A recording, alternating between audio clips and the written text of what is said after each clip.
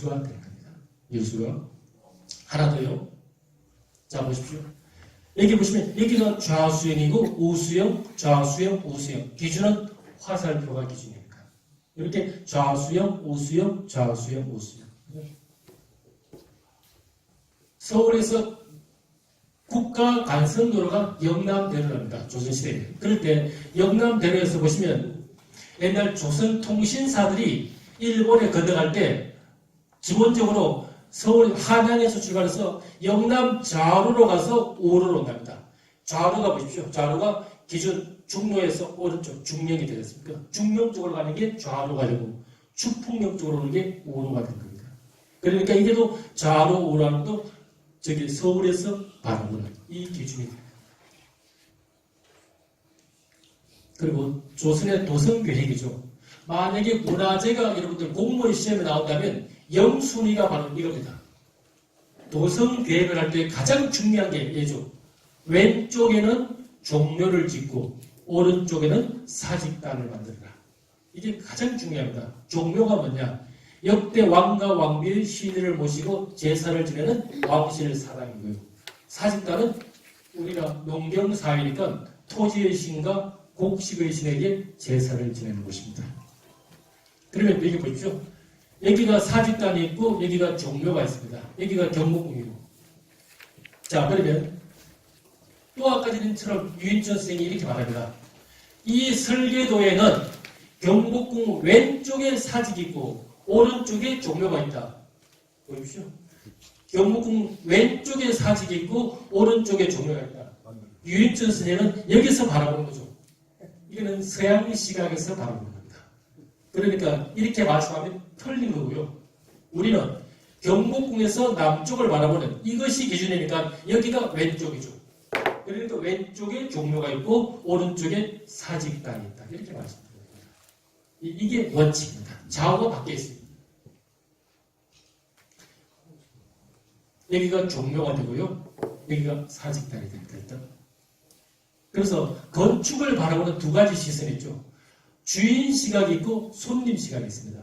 안에서 바깥을 바라보는 자, 바깥에서 안을 바라보는 자 할 때 우리 동양 건축, 우리 조상들의 시각은 주인 시각입니다. 저걸 꼭 명심하셔야 됩니다. 저 원리로 모든 건물을 배치했는데 우리는 서양 시각으로 바라보니까 앞뒤가 안 맞죠. 그러니까 감동이 없고 일단은 잘못 알고 있는 겁니다. 왜 그런 현상이 벌어졌냐? 일제강점기를 지나고 해방이 되고 그 다음 6.25 전쟁 끝나고 그 다음 천박한 미국 문화가 그죠? 문화가 들어오고 그 다음에 이제 한국의 지식층들이 대부분 미국이나 유럽에서 학위를 받습니다. 그런데 한국 문화는 거의 전멸 상태고 그럴 때 서양에서 받아온 그 학위를 가지고 그리고 우리 문화에 대해서는 일단은 감춰버리고 내가 배운 지식을 가지고 그대로 뭡니까? 우리나라 발전에 일단 일임한다고 생각해서 계속 내뱉어버리니까 어느 순간에 한국 문화는 이렇게 계속 잠식되는 거죠.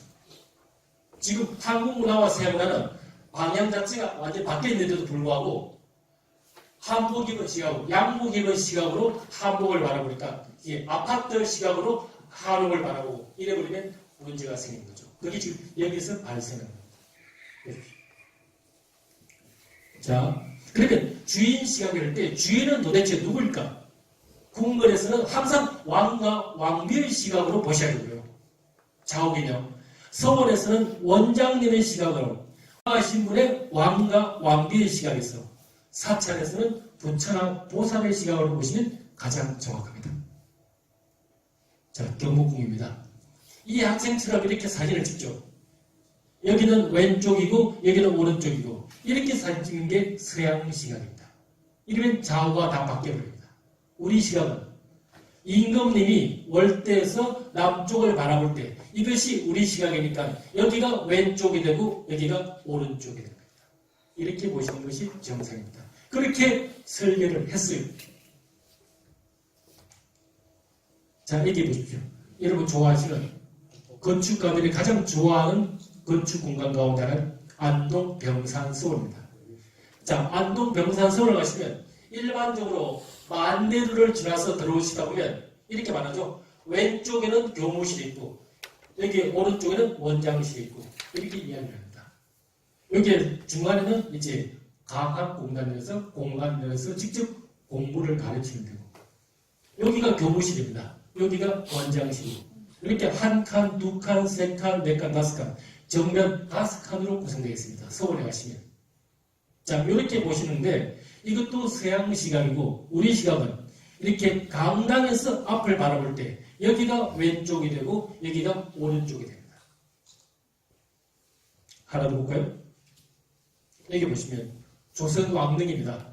우허제라는 게 있죠. 왕비가 먼저 돌아가신 후 릉을 조성할 경우 왕이 훗날 왕비와 함께 묻히기 위해서 여기 보십시오. 오른쪽 자리를 비워냈지 않습니까? 오른쪽 자리. 그럼 여기가 오른쪽이 되려면 돌아가신 분 기준일 때 여기가 오른쪽이 되죠. 참배하신 분 입장에서는 왼쪽이 되지 않습니까? 그러니까 여기 좌우 개념은 돌아가신 분이 기준이 된다.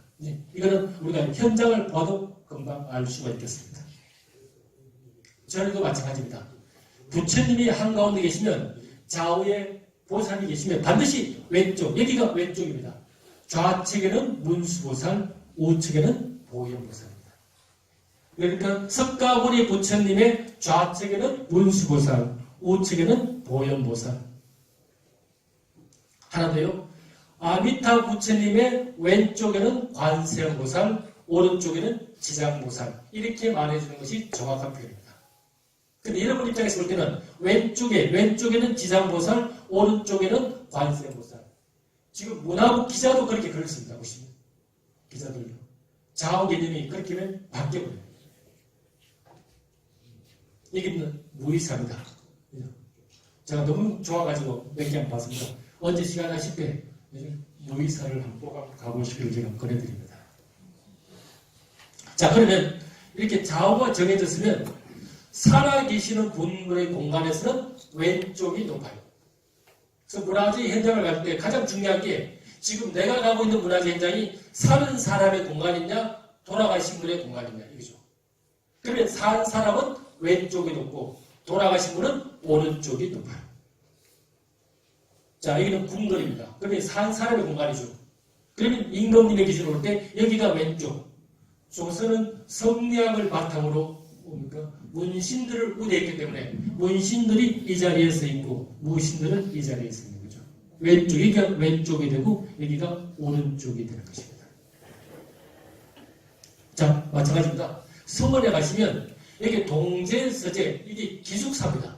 옛날 서원은 기숙사 생활을 하는데 그러면 이렇게 양쪽에 기숙사가 두 개가 있을 때 선배들은 어디에 머물겠습니까? 지금 여기가 사람 사는 공간이잖아요. 그러니까 왼쪽이 높으니까 동제 선배들이 계시고 서재 후배들이 있는 거죠. 이 원칙은. 그러니까 아까 전에 말했잖아요. 여기 보시면 일반적으로 왼쪽에는 교무실이 있고 오른쪽에는 원장실이 갈 때 여러분 원장실과 교무실의 레벨이 어느 게 높습니까? 그럼 원장이 왼쪽이 돼야 됩니까? 오른쪽이 됩니까? 그럼 얘가 왼쪽이 돼야 되죠. 원장이. 그 원장실이 왼쪽이 되려면 보는 관점이 강당에서 보는 거죠. 그런데 여러분 알다시피 대부분 거꾸로 보고 있죠. 그래서 제가 여러분들에게 우리 조상들의 시각으로 보자는 게 지금 이런 이야기입니다. 이게 어렵습니까? 미분 적분보다 쉽죠. 부정사보다 쉽잖아요. 영어의 부정사보다. 근데 단지 배우지 않고 가르쳐주지 않기 때문에 그렇습니다. 여기 보십시오. 여기 보시면 KBS 나오잖아요. 교무실, 왼쪽에는 교무실 같은 공간이 있고 오른쪽에는 원장의 기가 돼서 이렇게 왼쪽 오른쪽을 너무나 막 쓰는 경향이 있죠. 이 좌우 개념은 상당히 중요한 문제가 있습니다. 여기가 광화도입니다. 광화뉴스가 머물는데 그죠? 자, 그림 보시면 제가 며칠 전에 2월 19일 날 1월 10일 날 갔습니다. 딱 가니까 이렇게 적혀있어요. 이름부터 보시니까 뭐가 잘못됐습니까? 좌우가 바뀌어있죠. 바뀌었잖아요. 지금 이분이 기준이잖아요. 광화뉴스는 이분이 기준이잖아요. 그럼 여기가 왼쪽이 되죠. 좌측, 우측이잖아요. 좌우가 바뀌어있잖아요. 주변에 아무도 안 계셔가지고 그냥 왔습니다만 이런 것들이 우리나라 문화재 한두 군데가 아니겠죠. 한두 군데가 아닙니다. 그러니까 우리나라 지자체의 문화관광부에 계시는 분은 만약에 일을 하려고 생각하면 엄청 많고요. 안 하려고 하면 정말 편한 자리가 문화관광부가 아닐까 생각합니다. 자, 죽은 자의 공간은 오른쪽에 없습니다. 이제는 반대로. 그럼 여기가 보십시오. 여기가 종묘입니다. 종묘. 그러면 태조 이승계의 편은 몇 번입니까 이제? 당연히 1번이겠죠. 오른쪽에 보니까 그러니까 오른쪽이 서쪽이니까 서쪽이 높다 해서 서상제에서 여기가 태조 이승계가 누워 계십니다. 이 위패가 있습니다. 여기 태조 이승계 위패가 여기 있습니다. 그럼 안에 들어가면 위패가 이렇게 모셔져 있거든요. 위패가 이렇게 모셔져 있으면 여기는 하나는 왕이고 하나는 왕비입니다. 그럼 왕의 위패는 몇 번입니까? 왕의 위패는 여기가 지금 사는 사람의 공간입니까? 돌아가신 분의 공간입니까? 돌아가신 분이잖아요. 그런데 왕의 위패는 몇 번? 당연히죠. 역시 학습 효과가 나타나죠. 당연히 1번이지 않습니까? 돌아가신 분이 1번. 자, 다시 한번. 이렇게 세 분이 계시죠? 왕비가 돌아가시면 계비가 들어오니까. 왕 한 분의 왕비, 계비. 이렇게 세 분 계실 때 왕의 위패는 몇 번입니까?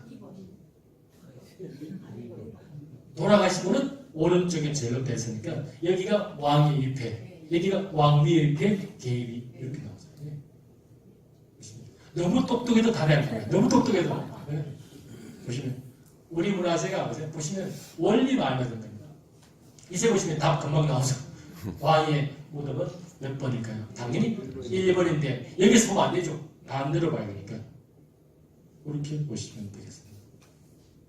그래서 제가 가서 한번 찍어봤죠. 이렇게 했을 때 1번, 2번 가운데서 왕의 위패는 몇 번입니까? 왕의 능은 당연히 2번이죠. 여기가 그 유명한 영조의 능입니다. 동구령에 가시면 원릉입니다. 자, 이렇게 독특하게 능이 3개가 있습니다. 이 중에서 왕의 능은 몇 번입니까? 그렇죠. 이렇게 자신있게 나와야죠. 이제 망설이지 마세요. 우리 문화재가 그렇게 트릭을 요구하는 게 아닙니다. 원칙만 알면 되는 거죠. 여기가 왕, 여기가 왕비, 여기가 뭔가 계비 이렇게 쓰고 계십니다. 얼마나 왕권이 약했으면 이렇게 세 분이 같이 모실 수 있을까요? 이때가 세도 정치, 그죠? 안동, 김씨 세도 정치 할 때거든요. 그러니까 이렇게 왕릉도 힘이 없습니다. 보시면 이분이죠. 이게 헌종입니다. 헌종이 누구 계실 겁니다.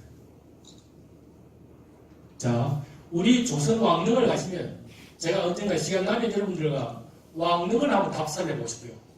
동굴은 같은데 왕릉을 답사하면 조선 왕릉의 특징이 2가지가 있습니다. 하나는 이렇게 나지막한 언덕이 있죠.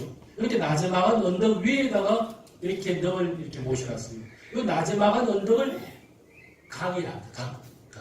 나지막한 언덕을 강이라죠. 그래서 반드시 조선 왕릉은 이런 나지막한 언덕 위에다가 이렇게 능을 조성했다는 것이 첫 번째 특징입니다. 그리고 2번째는 여기 보시면 여기 보입니까? 이게 요거 뒤에 올라간 거. 여러분들 명당타 하시면 가장 먼저 떠오르는 게 뭡니까? 명당타면 배산임수 좌청룡 500호 하시는데 명당태에서 가장 중요한 게 얘입니다. 예, 잉입니다. 잉. 잉이 여성들이 뭔가 엄마들이 잉태했다 할 때 그 잉자 반드시 뭡니까? 요 잉이 존재해야 됩니다. 요 잉을 타고 들어서 이렇게 혈처로 들어가는 요 잉을 보시고 이제 요 잉을 통해서 명당틀을 정하는 게 가장 중요합니다. 근데 이 잉을 구하는 게 이게 쉽지 않죠. 이것이 우리나라에서 가장 좋은 명당틀하는 바로 세종대왕이 누워 계시는 영릉입니다. 이거. 그래서 2가지. 하나는 강이 발달되었다. 하나는 잉이 발달되었다. 이게 조선 왕릉의 2대 특징입니다. 자, 그러면 보십시오. 이렇게 뒤에 볼로가 여기 잉입니다. 볼로가 잉을 해서 이렇게 들어가죠. 여기가 여러분들 여주에 가시면 세종대왕 능만 보시는데 바로 옆에 효종대왕 능도 있는데 제가 볼 때는 효종대왕 능이 볼 게 월등히 많습니다. 사실. 그리고 이렇게 올라갈 수가 있어요. 특히 뭔가 여러분들 영감이 안 떠오른다. 뭔가 새로운 사업을 구상하고 싶다. 그럴 때 뭔가 통찰력을 기르고 싶다. 제가 적극적으로 추천합니다. 여기를 가보시길 바라겠습니다. 가보시고. 보십시오. 우리나라 문화재는 문화재 현판에 있는 글자만 정확히 이해하시면 50% 이상이라는 얘기가 됩니다. 보시면 아까 이제 옹성, 치 이런 말 나오는데 그 말뜻만 정확히 이해하시면 다 해결이 가능하죠. 여기 보시면 동력, 같은 지역이죠. 같은 지역 내에 이강, 강이 다르다는 거죠. 그러니까 여기도 보시면 이렇게 강 위에 하나 올라가 있고 여기도 올라가 있고 여기 정자강, 왕릉은 반드시 여기는 올라갈 수가 없고 여기서 모든 제사의식이 다 지내집니다. 절대로 인간은 이 위로 올라갈 수가 없고 여기서 재래의식이 다 지내지는데 여기 요 숫자와 관계없이 요것이 몇 개가 있느냐에 따라서 왕릉수가 정해집니다. 그러니까 여기는 바로 두 개가 있고 여기 정자각이 하나 있으니까 이걸 우리가 뭡니까? 동력 이강릉 혹은 동원 이강릉이라고 합니다. 여기가 세조가 두고 계시는 광릉입니다. 제가 묻고 싶은 것은 1번, 2번 가운데서 왕릉은 몇 번입니까? 그렇죠. 당연히 1번이죠. 누워 계시면 기준이니까 오른쪽입니까? 어렵습니까? 쉽죠? 또 쉽죠 하면 또 용하시겠죠. 여기 이제 오른쪽이죠. 여기가 세조가 누워 계시고 여기가 정의왕후가 누워 계십니다. 그죠? 똑같습니다. 원리는.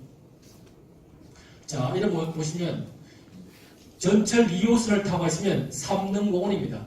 여기 보시면 삼릉공원 이렇게 써있죠. 삼릉공원.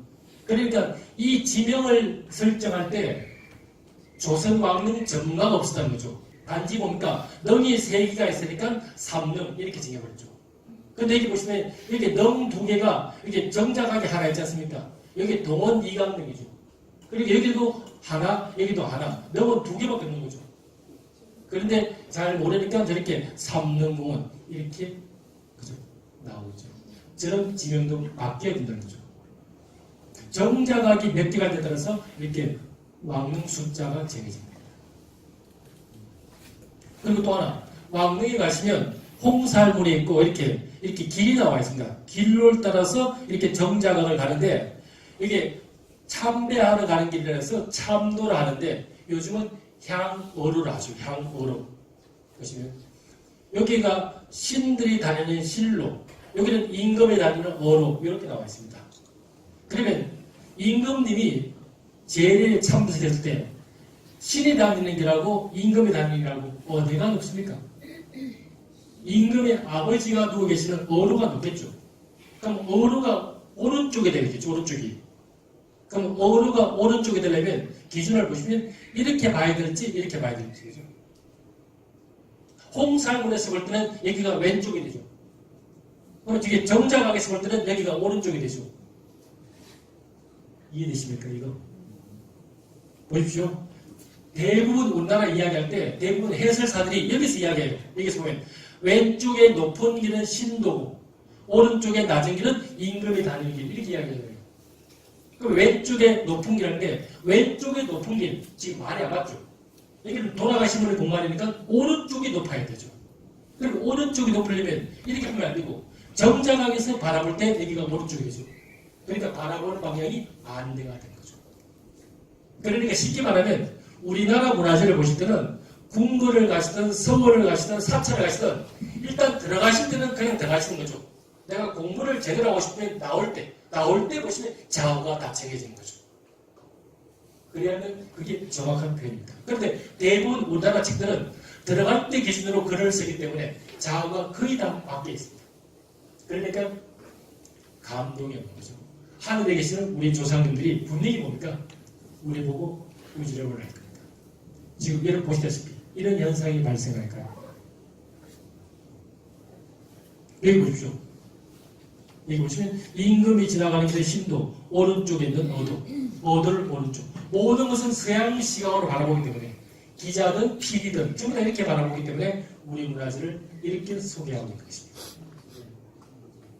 그래서 여기 보시면 왼쪽에 약간 높은 길은 신이 다니는 길이라서 향로를 하고 오른쪽 낮은 길은 임금이 다니는 길이라서 어를 한다. 이게 어색한 표현은 좌우가 바뀌어 있죠. 여기서 바라보는 게 아니고 정자각에서 바라봐야 되니까 이게 지금 바뀌어 있다는 거 아닙니까? 그죠? 자, 그럼 이제 서울에서 정동쪽으로 가면 동해시 묵호동이 나옵니다. 서울에서 정남쪽으로 가면 전라남도 장흥이 나옵니다. 이거는 절대야 누구도 부인할 수 없는 이야기죠. 나 침파만 있으면 똑같이 누구나 이렇게 알 수가 있으니까. 그런데 우리나라 문화재는 보시면 상대양 원리가 숨어 있습니다. 이게 너무 중요합니다. 다시 말하면 설날이나 추석 때 차례상 지날 때 여기 위패가 있죠. 위패가. 만약에 이 방에 위패를 만약에 설치할 때 위패를 여기 설치할 수도 있고 저기 설치할 수도 있고 여기 설치할 수도 있죠. 그러면 위패를 설치하는 이 자리가 무조건 북쪽이 됩니다. 무조건. 실제 방해와 관계없이 무조건 북쪽이 되는 거죠. 그러니까 왼쪽은 무조건 동쪽이 됩니다. 오른쪽은 무조건 서쪽이 되는 거예요. 이걸 잘 모릅니다, 사람들이. 집안 구조가 좀 이상해서 서쪽을 만약에 위에 보시면 그 서쪽 자체가 북쪽이 되버립니다. 그러니까 왼쪽이 무조건 뭡니까? 동쪽이 되고 오른쪽이 서쪽이 됩니다. 그러니까 아까 전에 좌익문, 우익문 할 때 좌익문은 동쪽문이고 우익문은 서쪽문이 된 거죠. 당연히. 그것도 상대양 원리로서 그렇게 바라봤으니까 남한산성도 서쪽문은 우익문이라고 동쪽문은 좌익문이라는 거죠. 이게 바로 상대양 원리를 적용시킵니다. 그러니까 홍동백서는 동쪽에는 붉은 과일, 서쪽에는 흰 과일 할 때 딴 게 아닙니다. 이것이 북쪽이 되기 때문에 여기가 동쪽이 되고 여기가 서쪽이 되는 거죠. 그러니까 동쪽에는 붉은 과일, 대추를 넣고 여기는 서쪽에 넣어서 밤을 넣는 거죠. 흰 거. 이게 홍동백서가 되는 거죠. 그리고 이제 보시면 이런 조율리시들을 봤지 않습니까? 조율리시, 대추, 밤, 그리고 감, 대 이렇게 해서 조율리시 할 때 요 순서가 이렇게 바뀌는 경우 있죠. 요 순서가 바뀌는 경우 요거는 가문마다 다 다르죠. 제가 문화재 공부를 해보니까 가장 어려운 데가 제사의식이죠. 가문들이 워낙 뛰어난 가문들이 많아가지고 제사의식이 전부 다 차이가 나요. 그래서 이 말 잘못하면 여기서 제일 혼나는 것이 요 의식 차이입니다. 앞에 두 개는 똑같아요. 앞에 요거는 똑같은데 요 뒤에서 요 두 개가 이렇게 바뀌는 경우도 많습니다. 그러면 조율리시하고 홍동백서하고 어느 게 상위 개념이냐? 홍동백서가 상위 개념이 됩니다. 그러면 제가 지금 사진 찍었는데 이 자리가 북쪽이니까 여기가 왼쪽이니까 얘를 동탑이라고 얘를 서탑이라고 하죠. 동탑, 서탑. 왼쪽이 동쪽, 오른쪽이 서쪽이 됩니다. 여기는 전라남도 남원 실상사입니다. 마찬가지죠. 그래서 서문으로 나와서 삼전도를 하겠다. 얘가 서문이 되고 얘가 동문이 되는 겁니다. 이것도 상대한 원리를 적용시키면 금방 알 수 있는 거죠. 자, 여러분들 여기가 한강입니다. 서빙구역을 많이 보셨죠? 근데 동빙구 자리를 잘 모릅니다. 그럴 때 여러분들 이제 서빙구가 여기 있으면 여기가 동빙구는 여기서 왼쪽으로 가야 되겠구나. 그지? 유추할 수 있죠. 이렇게 유추도 가능합니다. 그 다음 이제 문이 세 개가 있으면 한가운데 문은 시내에 다니는 문이라서 인간은 출입할 수가 없죠. 그리고 반드시 이렇게 들어가서 이렇게 나와야 됩니다. 동쪽으로 들어가서 서쪽으로 나온 거. 이걸 동입서출이라죠. 해가 동쪽에서 떠서 서쪽으로 지듯이 그렇게 자연의 현상대로 인간이 살아가면 인간의 삶도 쾌활해진다는 거죠. 그런데 여기 보시면 능이나 서원, 향교 등의 출입 시 동쪽, 오른쪽으로 들어가고 서쪽, 왼쪽으로 나온다. 이게 동쪽, 오른쪽. 이것도 틀린 표현이죠. 이렇게 틀린 표현이 한두 가지가 아니기 때문에 지적하는 자체가 좀 민망스러울 때가 많습니다. 마찬가지입니다. 이렇게 들어가서 이렇게 나오는 거. 이렇게 하는 것이 바로 동입서출입니다. 자, 이게 석굴암 불국사죠. 그러니까 우리나라에서는 논문을 쓸 때 이게 문무학께서 외부를 무찌르기 위해서 저기다가 석굴암을 지어서 외부를 물리친다. 이렇게 말해야지만 호소력이 있을 듯 하지만 좀 달리 생각할 수도 있지 않습니까? 이걸 만들 때 누굽니까? 신라 왕이 경덕왕이죠. 경덕왕 때 가장 문제가 뭡니까? 문화는 전성기지만 경덕왕의 가장 큰 문제가 자식이 없는 거예요. 자식이 없는 거죠. 그러니까 이게 동해일출을 받아가지고 서쪽, 그죠? 여기에 뭡니까? 여기에 일출을 받아가지고 이렇게 그죠? 자식을 잉태한다. 저걸 볼 수도 있지 않을까, 그죠? 보는 관점은 여러 가지입니다. 그죠? 여러 가지인데. 그래서 태어난 왕이 뭡니까? 경드왕 다음에 누굽니까? 누구죠? 경드왕 다음에 일찍 돌아가시면 갑자기 또 생각이 안 나네요. 조금 있다 생각해 볼게요. 자, 그 다음 제일 관심 있는 게 이거죠. 사실은 여러분들 제일 관심 있는 게 오늘 여러분 제일 관심 있는 게 이겁니다. 자, 오늘 집에 가서 이야기해 주십시오. 여기 71년, 83년, 95년 이 전부 다 데이지트입니다. 데이지트인데 71년생은 흰 데이지트입니다. 83년생은 검은 데이지, 95년생은 푸른 데이지, 2007년도는 붉은 데이지, 그 다음 2019년이 황금 데이지입니다. 똑같은 데이지인데 하나 더 볼까요? 자, 용띠인데 64년생은 청룡입니다. 여기는 정룡이고 여기는 황룡이고 백룡이고 흑룡이 됩니다. 보십시오. 하나 더 보여드릴까요? 소띠입니다. 보십시오. 61년생은 흰소, 검은소, 푸른소, 붉은소, 황금소. 그래서 자, 궁금하시죠? 그럼 자기 띠는 다 알고 있지 않습니까? 자기 띠는 다 알고 계시죠? 그러면 오늘 집에 가셔서 한번 실험을 해보시기 바랍니다. 보시면 이렇게 천간지지에서 갑을병정 무기경신인계 이거는 여러분들 다 아시죠? 그죠? 그러면 갑이 사가 됩니다. 갑이. 그리고 자기 생년월일에 생년월일 끝자리 보십시오. 내가 68년생이면 8이고 75년생이면 5고 47년생이면 7이고 끝자리가 만약에 7이면 나는 천간지지에 정이 되죠. 내가 4면 갑이 돼요. 그런데 내가 만약에 그죠? 그러면 자기 생년월일 연도 끝자리가 4나 5가 되면 어떤 띠동물 관계없이 그 동물의 색깔은 전부 다 푸른색입니다. 이해되시겠죠? 내가 64년, 34년, 75년 전부 다 끝자리가 4나 5가 되면 그 띠에 관계없이 전부 다 푸른색입니다. 그 다음 6, 7은 붉은색, 8, 9는 황금색입니다. 그래서 2019년이 9가 되니까 황금색입니다. 그러니까 올해 같은 경우는 9이 있던 기가 되고 올해가 무슨 때입니까? 올해가 데이지 아닙니까? 그래서 기해입니다. 쉽죠? 인수분해보다 더 쉽죠? 근데 이걸 왜 안 가르칩니까? 그러죠? 보시면 이게 이해 안 되십니까? 이해 안 되시면 나중에 제가 개인 지도 해드리겠습니다. 요거. 오늘 댁에 가셔가지고 첫째는 무슨 색깔이고 둘째는 무슨 색깔이고 그러면 똑같은 말띠인데 백말띠하고 흑말띠하고 그죠? 푸른 말띠하고 차이가 뭡니까? 할 때 그럼 그 차이를 이제 저기 미아리 가셔가지고 5만 원 주시고 그 명리학 하시는 분한테 보시면 됩니다. 그죠? 저는 이제 이걸 가지고 스토리텔링화해서 문화재에 적용시키는 게 제 목적이고 이걸 가지고 인간의 운명을 정하는 것은 저는 자신 없습니다.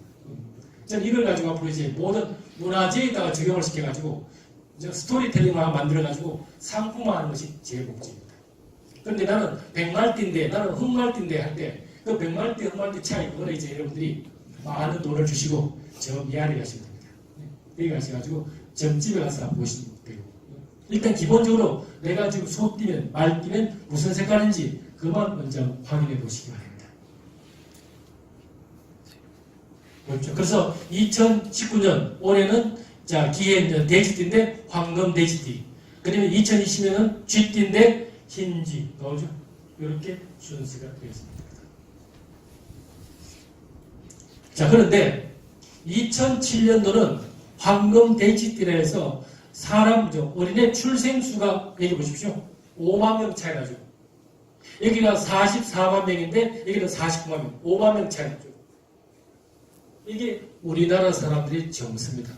보시면 왜? 황금 데이지띠 태어나면 재물운을 갖고 태어난다는 속설 때문에 일시적으로 출생률이 증가됩니다.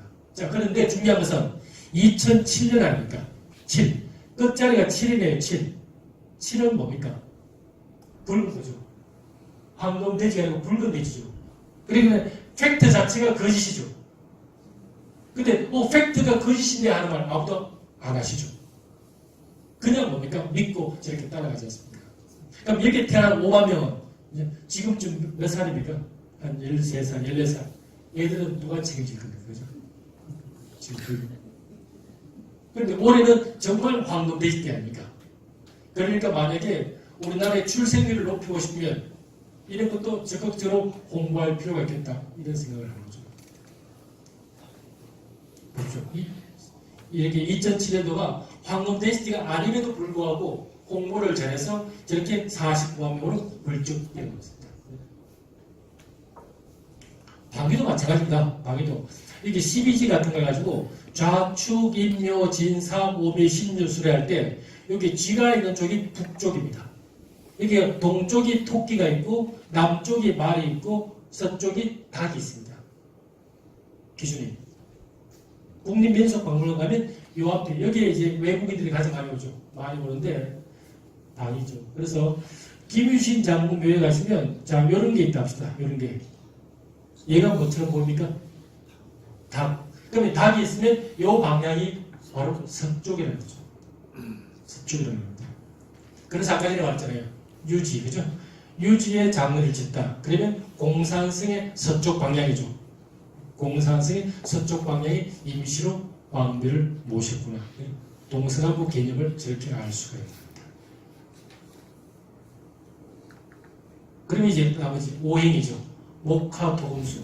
이 오행 자체가 보시면 방위도 나타내고 계절도 나타내고 색깔도 나타내고 오상도 나타내고 천간도 나타내고 이렇게 사신사도 다 나타나고 이것이 우리 문화 속에 너무나 밀접하게 관련되어 있기 때문에 우리는 인수분해를 알듯이 수학의 많은 공식을 알듯이 이것들은 기본적으로 알고 있으면 우리 문화를 해석하는데 너무 편리합니다. 사실은. 이거는 제가 아무리 말해도 안 되고 시험에 나오게 됩니다. 그러면 금방 알 수가 있어요. 그래서 이 오행을 잘 응용하면 사람의 삶이 되게 풍요로워진다는 거죠. 그 오행을 대비해보면 제일 대표적인 것이 이게 비빔밥 아닙니까? 비빔밥. 비빔밥 속에 오행이 다 들어가 있죠. 그러니까 대한항공이나 아시아나에서 비빔밥을 외국인에게 줄 때 그냥 주지 마시고 이게 오행 설명을 A4 용지에다가 영어로, 일어로, 중국어로 이렇게 번역을 해가지고 이렇게 주면 우리 한국에서는 음식을 주더라도 이게 배고픔을 달래는 건 있지만 정신건강에도 이렇게 철학이 담겨 있다는 거 이것도 같이 포함시켜서 이야기해주면 좋을 듯합니다. 여기도 마찬가지죠. 여기도 오행이 숨겨져 있죠. 목화, 토금수. 여기가 나무 아닙니까? 목화. 여기 불이 있죠. 토. 여기가 흙으로 만들죠. 여기가 금 아닙니까? 이 안에 물이 있죠. 그러니까 여기서 볼 때는 이 사람은 뭡니까? 되게 건강하겠죠. 이렇게 목화, 토금수가 겹쳐지는 그런 데서 삶 자체를 영위하면 삶 자체가 건강해진다는 것이 우리 조상들의 생각이죠. 그렇죠? 전부 다 오행, 단청이나 색동조리 같은 저런 것들을 가지고 잘 응용을 하는 것이 우리 조상들의 생각입니다. 그럼 이제 경복궁의 서문 명칭은 동쪽은 봄, 서쪽은 가을. 그러니까 얘가 서쪽이 되는 거고 여기가 동쪽이 되는 겁니다. 오상도 마찬가지죠. 이렇게 한가운데가 보신강, 여기가 동쪽이죠. 동쪽이니까 흥인지문, 서쪽이니까 도니문, 남쪽이니까 숭례문, 북쪽에는 지혜의 지자가 들어와야 되는데 지혜라는 것은 원래 감춰져야 된다. 밖으로 드러나면 안 된다. 그래서 지자를 이렇게 고요한 정자로 바꿔서 숙정문이라고 이렇게 이름을 바꿨습니다. 한가운데는 보신강. 그래서 인간의 삶을 살아가는데 늘 이 네 가지 인어예지죠. 인어예지 이것을 잘 갖추면서 살아가야지만 인간으로서의 도리를 다한다. 이 네 가지가 없는 사람을 뭐합니까? 싸가지가 없다는 거죠. 사가지 그렇게 이야기를 하고 있습니다. 그래서 이제 보시면 원래 이게 유홍준 선생님께서 이제 많이 쓰신 거죠. 원래 삼국사기를 쓰는 김구식이 백제 문화를 비하시키려고 저렇게 쓰는 거죠. 사실은 백제 문화를. 그런데 이게 지금 한국 문화의 전통이 되어버렸죠. 지금 한국 문화의 전통은 거미불루 화이불치 해가지고 지금 공공연하게 한국 문화의 특징이 되어버렸습니다. 완전히. 그래서 제가 말하기를 보면 저게 무가공주의 가치를 지니는 거죠. 가격으로 따질 수 없는 정말 값진 유산을 우리 조상들이 우리에게 물려줬는데 단지 우리만 모르고 있다는 거죠. 이 문화유산을 우리가 잘 활용하면 21세기에 자동차를 팔지 않아도 배를 팔지 않아도 이것만 가지고도 21세기에 우리 민족, 우리 국민들이 충분히 먹고 살 수 있는데 왜 이 교육을 안 하느냐. 이걸 지도자들이 먼저 깨달으면 좋겠다는데 지금은 오히려 지도자들보다 나무사고처럼 이렇게 민간단체에서 먼저 하는 게 이게 참 신기한 따름입니다. 그죠? 그래서 문화재를 잃으면 마음을 잃고 마음을 잃으면 나라를 잃는다. 이게 여러분들에게 제가 한번 해드립니다. 우리의 것을 제대로 알고 살아갈 때 진정 이 나라의 주인이 될 수 있다. 그래서 이제 마치면서 김고생 말씀을 좀 인용해 드렸습니다. 사실 오늘 대기로 피곤하신데 장황하게 중간에 쉬지도 못하고 계속 진행을 시켜가지고 되게 죄송한 마음이 좀 듭니다. 이 시간에 여러분들 문화재 보시는데 조금이라도 도움이 되셨으면 하는 것이 제 바람이고요. 이 남성에서 앞으로 제가 할 수 있는 역할이 있으면 많이 해가지고 같이 잘 클 수 있도록 그렇게 노력해 보도록 하겠습니다. 장시간 시청해 주셔서 감사합니다.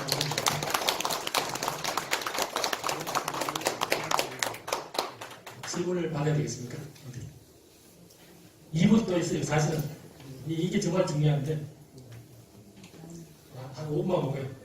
이거 잠시만 보겠습니다. 여러분 우리 문화가 우습습니까? 우리 문화가 여러분 특히 외국에 많이 나가보신 분들이 한국 문화는 우스워. 나는 그랜드 캐니언 가보니까 정말 웅장해. 만리장성 나왔다 그지?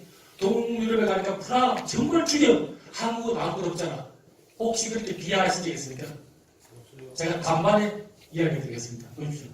인류 역사 천년을 바꾼 가장 위대한 사건이 뭐냐? 미국 라이프지에서 한번 특집을 만들어봤습니다. 자, 그러니까 5위가 갈릴레오 지동설, 4위가 전기기관, 3위가 종교개혁, 2위가 신대륙 발견입니다. 1위가 뭐겠습니까? 1위가 미안하지만 이겁니다. 이게 1위입니다. 그런데 1위 주인공이 어디냐? 바로 이죠. 그래서 세계사에서는 구텐베르크 42절 성경이 지금 세계사에 나와 있죠. 이게 가장 뛰어나다고 이야기합니다. 그런데 천만에요. 그죠? 여러분 알다시피 이거 아닙니까? 세계 최초로 만든 거죠. 인쇄술이 결국은 고려시대에 만들어진 겁니다. 그런데 이걸 우리가 모르고 있죠. 그래서 역사학자 박병선 박사를 아십니까? 혹시 직지에 대해서 알고 계십니까? 직지. 이분입니다. 이분이 1955년도에 6.25 사변 마치고 2년 뒤에 이분이 서울대학교를 졸업하시고 프랑스로 유학을 갑니다. 프랑스로 유학 가는데 그 지도 교수님 은사 선생님께서 프랑스에 가거든 병인 양요 때 프랑스 군대가 약탈에 나간 어이게 290점하고 298점하고 그럼 이게 직지 같은 것이 있을지 모르니까 한번 찾아봐라. 그래서 이 25살 된 젊은 처자가 결혼도 안 하고 평생을 프랑스 국립도서관 그 연구실에서 드디어 발견하게 됩니다. 여러분들 헌책 냄새 나시죠? 그 헌책 냄새 나는데 평생을 그 프랑스 국립도서관 거기서 드디어 찾아냅니다. 이걸 찾아내서 너무나 기뻐가지고 외교부에 전화를 합니다. 외교부에 전화하니까 외교부 반응이 뭡니까? 왜 쓸데없이 이런 걸 발견해가지고 두 나라 사이에 알력을 이렇게 나옵니다. 그때 이분이 하신 말씀 배신감을 이렇게 나갑니다. 맞아요. 그래서 이분 보십시오. 1년만 더 허락한다면 감사하겠어요. 결국은 뭡니까? 돌아가셨습니다만 여기 보십시오. 여기 보시면 수상 경력에 보면 평소에는 이분에 대해서 전혀 관심을 안 갖다가 이제 뭡니까? 최근에 뭡니까? 공로상 대한민국이 이렇게 천박한 나라입니다. 평생을 결혼도 안 하고 프랑스 국립도서관에서 이걸 발견해서 이 한국에 대한 자존심을 이렇게 세우니까 외교부에 있는 직원들이 하는 말이 왜 쓸데없이 그걸 발견해가지고 이런 이야기를 하니까 그게 여론에 나가니까 외교부에서 보니까 아차 싶으니까 무슨 소리 하느냐. 이렇게 우리가 한 발짝 더죠. 그래서 이제 저는 이걸 보면서 배신감을 느낀 거죠. 다 끝나고 돌아가시고 난 뒤에 이제 이렇게 대접해주는 척. 이게 대한민국의 이중성이 아닐까. 그리고 더 신기한 것은 왜 이것을 이게 보시면 추진위원장이 미국입니까? 그죠? 왜